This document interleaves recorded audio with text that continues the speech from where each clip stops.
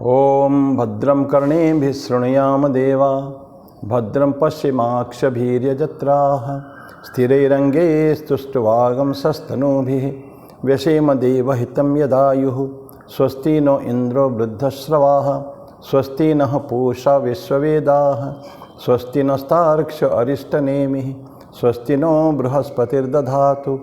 ओम शांति शांति शांति।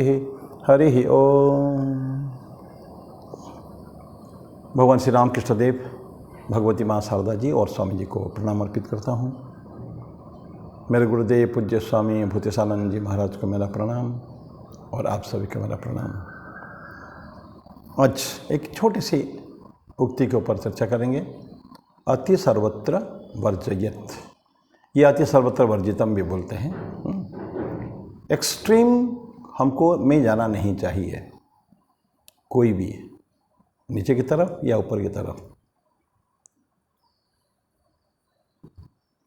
भगवान कृष्ण की बातें हम लोग भगवद गीता में सुने हैं।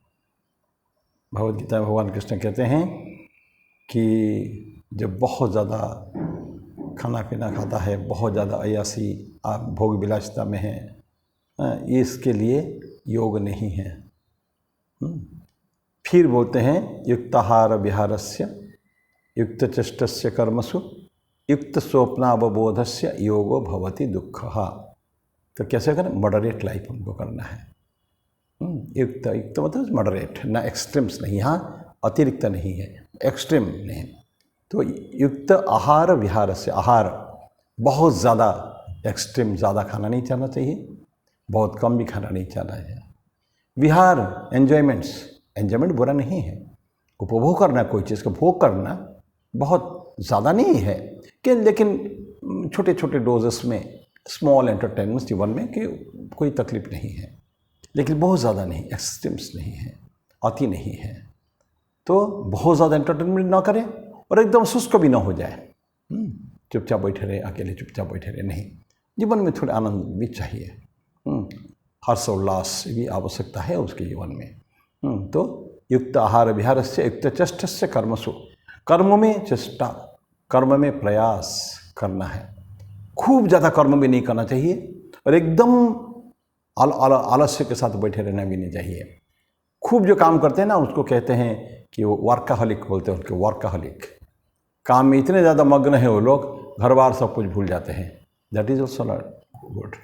अपने को you have to balance our domestic life and the work life.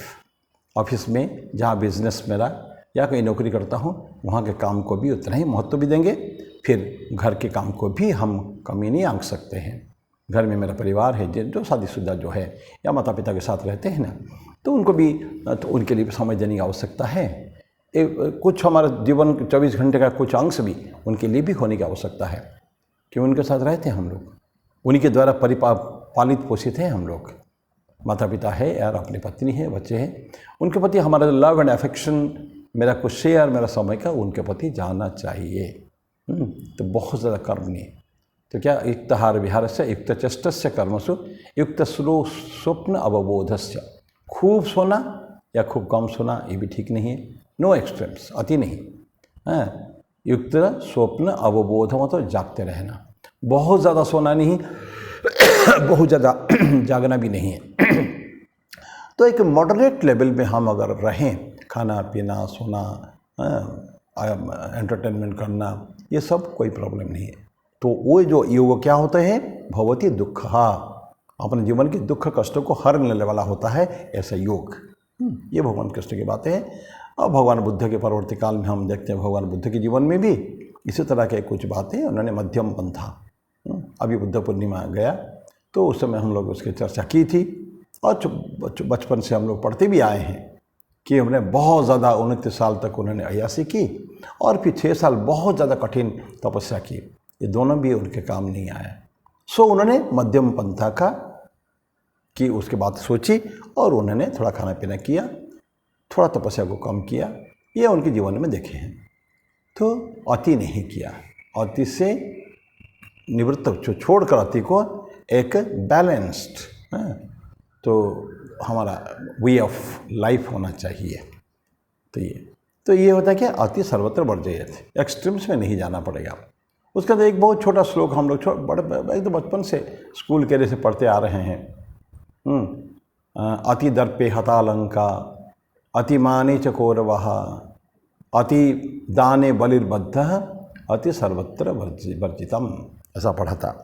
Lanka अति दर्पे, दर्प होता अहंकार, बहुत ज़्यादा रावण को, नहीं तो रावण तो कोई बहुत खराब व्यक्ति नहीं था, महापंडित ब्राह्मण था वो, तो ऋषिपुत्र है, ऋषि के संतान हैं, और क्या नहीं था उसके, जबरदस्त चक्रवर्ती सम्राट, और सारे देवताओं को बंदी कर रखा, देवताओं उनके घर में काम करते, इतना ज़्यादा पावरफुल था वो।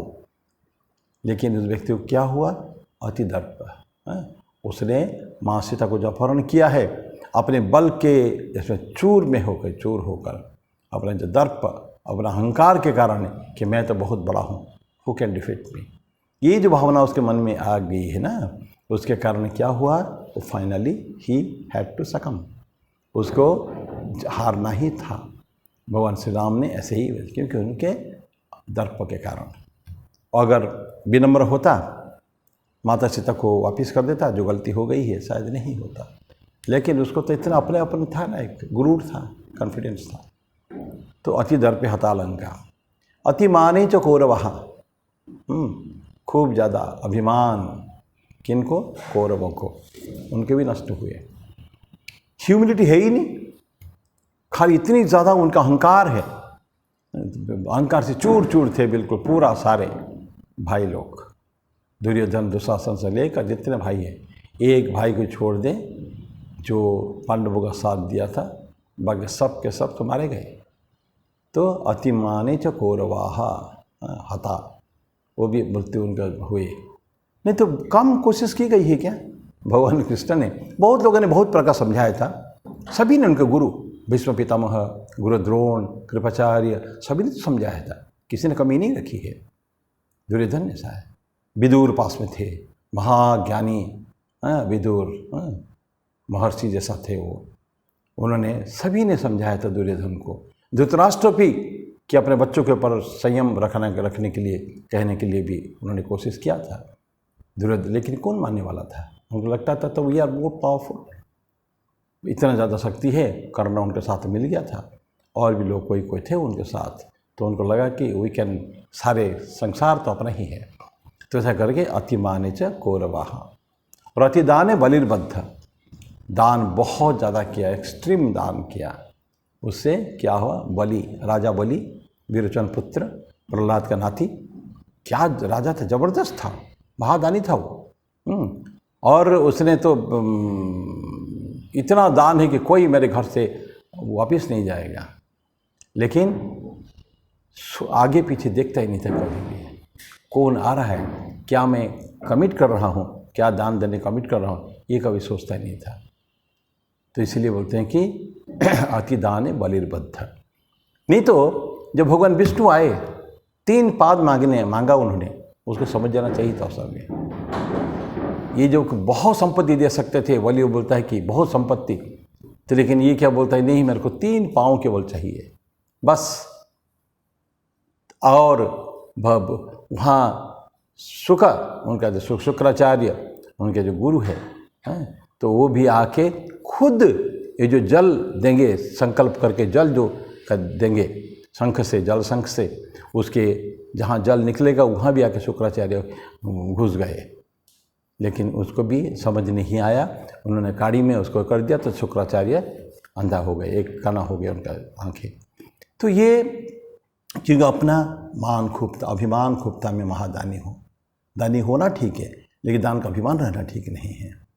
अदरवाइज राजा बलि राजा कोई वो नहीं था, बहुत दानी था वो, अच्छे व्यक्ति भी थे, उनके पुत्र विरोचन, उनके पिता विरोचन भी अच्छे व्यक्ति थे, ऐसा नहीं है। राक्षस कुल के थे, असुर कुल के थे वो, क्योंकि प्रहलाद, दैत्यराज प्रहलाद थे, प्रहलाद बहुत सुंदर राज्य चलाया, लेकिन बाद में विरोचन भी बहुत अच्छा चलाया। उन्होंने यहाँ तक भी बोल दिया दैत्यादा कि भगवान विष्णु को छोड़ के हम कहीं और किसी की पूजा नहीं करेंगे, ये देखिए, नहीं करेंगे। उसी कारण बाकी इंद्र वगैरह जो है देवता, वो क्रुद्ध हो गए और उन्होंने भरी दोपहर में बिल्कुल चिलचिलाती धूप में जहरीला पानी उनको देकर उन्होंने उसको अचेत कर दिया। उसके बाद उनको जला दिया, विरोचन को उन्होंने जला के मार दिया, आग में जला के मार दिया। तो शुक्राचार्य आके उन्होंने, और उसको रक्षा भी नहीं कर सकते क्योंकि जिसको जला दिया गया है अवशेष कुछ बचा नहीं है, अपने संजीवनी मंत्र के कारण वो विरोचन को बचा भी नहीं पाए। तो ऐसे ये बलि भी ऐसे ही हुआ। तो हमने क्या चर्चा की? अति दर्पे हता लंका, अति माने च कौरवाः, अति दाने बलिर्बद्ध, अति सर्वत्र वर्जितम। तो आपने आजकल भी हमारे ये बोलते हैं पढ़ाई लिखाई करो, सब कुछ करो, भोग विलास जब करो, एंजॉयमेंट करो, पर एक सोच विचार करके जितनी आवश्यकता है उतनी ही करो, वहाँ तक ठीक है। गृहस्थ धर्म में रहते हैं लोग, ज़्यादातर लोग, सभी तो सन्यासी नहीं हैं, तो गृहस्थ धर्म में रहते हैं तो थोड़ा बहुत एंटरटेनमेंट करेंगे ही करेंगे। स्वामी जी बोलते हैं ना कि ये कुछ हजार सन्यासियों के लिए क्या सारे ये लाखों करोड़ों लोग जो है गृहस्थ धर्म, वो क्या सो सन्यासी हो जाएंगे, सारे त्याग कर देंगे? नहीं, उनका भी एक जीवन है, लेकिन त्यागमय जीवन होना चाहिए। तो ऐसे हमारे लिए टेनेट्स, हमारे लिए उपदेश है कि करें, जीवन में अच्छा काम करें। हमारा पहली भी एक वीडियो दिया था पिछले सप्ताह में कि धन, हमारा ज्ञान, सब कुछ उसमें होना चाहिए, लेकिन फिर भी there is a limit to everything, सभी की एक सीमा होती है। तो अतिशय कुछ ना करें। एक्सरसाइज करते हैं ना, आजकल हम एक्सरसाइज करते हैं, तो बारंबार योग गुरुओं का कहना है बहुत ज़्यादा भी नहीं करना। जैसे कपालभाति ये करते हैं, बहुत ज़्यादा दौड़ते हैं, बहुत ज़्यादा मेहनत करते हैं, करो, लेकिन पर्टिकुलर टाइम 1 घंटा, 45 मिनट, 50 मिनट, 1 घंटा का एक्सरसाइज, बस, दैट्स एनफ। क्योंकि body is a temple, you know, ये एक मंदिर है, आत्मा के लिए मंदिर है, ईश्वर का वास इस शरीर में है, तो इसलिए हमको करना है, लेकिन नॉट टू मच, तभी होता है अति सर्वत्र वर्जयेत। तो हमको देख के करना चाहिए। मेडिसिन खाएंगे, बहुत ज़्यादा नहीं। ये सब आजकल ये एलोवेरा और ये हल्दी और अदरक और न जाने क्या क्या सब खाते हैं, आयुर्वेद आजकल सोशल मीडिया में आता है, लेकिन बोलते हैं कि थोड़ा सा, ज़्यादा नहीं, थोड़ा थोड़ा थोड़ा थोड़ा, उसका एक डोज होता है। तो ये आज का जो टॉपिक था, छोटा सा टॉपिक, ये सब हमारे अपने काम की चीज़ें हैं, तो अति सर्वत्र वर्जयेत। तो मैं इसको यही विराम देता हूँ मेरी वाणी को। फिर पुनः अगले बुधवार को मिलेंगे, तब तक के लिए ओम शांति शांति शांति। हरि ओम तत्सत। श्री राम कृष्णार्पणमस्तु।